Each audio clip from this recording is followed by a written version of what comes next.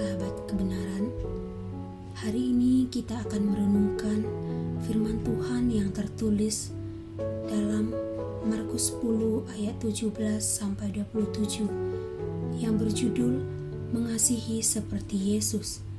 Markus 10 ayat 21 berkata, "Hanya satu lagi kekuranganmu.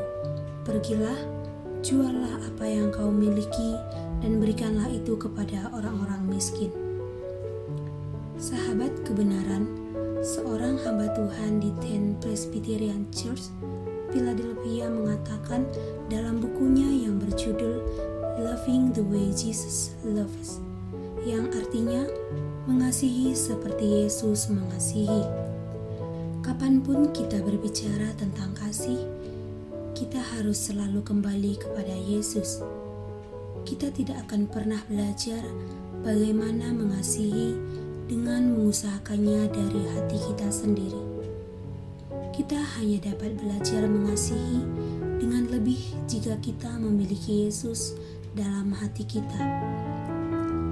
Ia juga menambahkan bahwa cara untuk bisa menjadi pengasih yang baik adalah memiliki lebih banyak kasih Yesus sebagaimana yang kita dapatkan dalam Alkitab.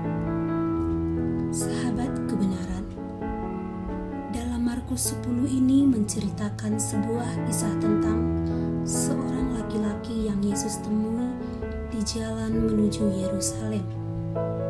Orang-orang biasanya memanggil dia orang muda yang kaya. Ia tertarik dengan hidup yang kekal dan menduga ada sesuatu yang dapat ia lakukan untuk memperolehnya.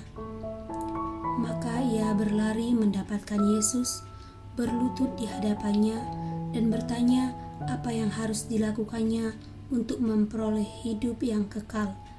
Tertulis pada ayat yang ke-17.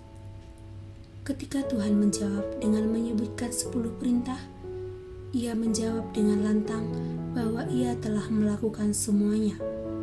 Lalu Yesus meminta dia menjual seluruh hartanya dan membagikannya kepada orang miskin, namun ia pergi meninggalkan Yesus dengan sedih. Tertulis dalam ayat 22. Sahabat kebenaran, yang Yesus ingin sampaikan kepada orang muda itu adalah tentang mengasihi sesama manusia. Ia berpikir bahwa ia sudah memiliki kasih kepada sesama dengan tidak membunuh atau berzina. Akankah kita juga berdiri di hadapan Tuhan dan berkata, "Saya sudah mengasihi orang-orang seumur hidup saya"? Sahabat kebenaran, seringkali kebanyakan dari kita juga cenderung percaya bahwa kita telah melakukan pekerjaan yang cukup baik dalam mengasihi orang lain.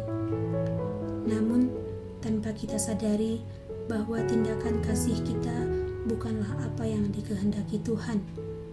Mungkin kita mengasihi dengan paksaan, keinginan untuk dikasihi juga, atau sebagai syarat supaya diakui sebagai orang baik. Jika demikian, kita gagal mengasihi seperti Yesus mengasihi. Tuhan Yesus memberkati.